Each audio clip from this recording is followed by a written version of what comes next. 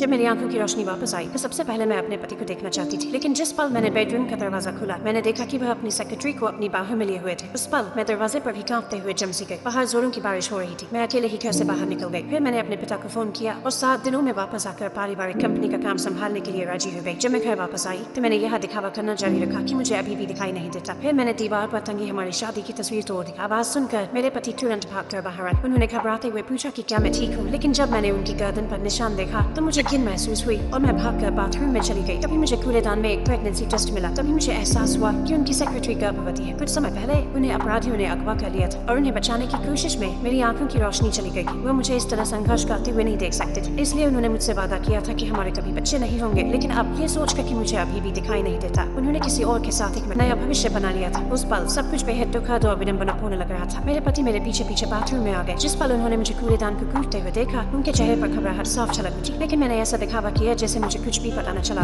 उस रात मेरे पति ने मुझे बड़ी मुश्किल से सुलाया ही था, लेकिन उनकी सेक्रेटरी के एक फोन ने उन्हें जल्दबाजी में घर से निकलने पर मजबूर कर दिया। अगले दिन उन्होंने मिलकर मेरा जन्मदिन मनाने का दिखावा किया, लेकिन पार्टी की जगह गुलाबों से भरी हुई थी। वे फूल जिनसे मुझे सबसे ज्यादा नफरत थी। यहाँ तक कि केक पर लिखा नाम भी बदलकर उसका नाम कर दिया गया था। जब मेरे पति कुछ देर के लिए वहाँ से हटे तो सेक्रेटरी ने आखिरकार मुझसे आमने सामने बात की। उसने मुझे बताया कि वे दोनों काफी समय से एक दूसरे के साथ हैं। मैंने मुस्कुराते हुए उसे कहा वो मुझे तलाक कभी नहीं देगा और तुमसे तो बिल्कुल भी शादी नहीं करेगा। उसका चेहरा गुस्से से टमटमा उठा। मेरे पति के वापस आने के बाद वे दोनों मेरी आंखों के सामने ही पार्टी छोड़ के चले गए। घर छोड़ने से एक दिन पहले मैंने हमारे साथ की सारी तस्वीरें जला दी। यहाँ तक कि अपनी शादी की अंगूठी भी मैंने आग में फेंक दी। मैं चाहती थी कि मेरे पति रुके और मेरे साथ आखिरी बार खाना खाए, लेकिन उसका सेक्रेटरी लगातार मैसेज भेजता रहा और उसे वापस जाने की जिद करता रहा। वो बेचैन हो गया। आखिर में उसने मुझे पीछे छोड़ने का ही फैसला किया। जैसे ही वह जाने के लिए मुड़ा मैंने उसे रोक लिया। फिर मैंने उसे एक कागज थमाया। बिना उसे देखे ही उसने तुरंत उस पर अपने दस्तखत कर दिए, लेकिन वह कागज असल में हमारा तलाक का समझौता था। इसी बीच मैं सेक्रेटरी के साथ हॉस्पिटल में चेकअप के लिए गई। वहाँ डॉक्टर से उसे पता चला कि मेरी आंखों की रोशनी तो पहले ही वापस आ चुकी थी। वो वहीं का वहीं जम गया। तभी उसे एहसास हुआ कि पिछले कुछ दिनों में मैंने सब कुछ देख लिया था। वह पागलों की तरह करके वो भागा, लेकिन जब तक वहाँ पहुंचा घर पहले ही खाली हो चुका था और इस बार मैं कभी भी पीछे मुड़कर नहीं देखने वाली थी।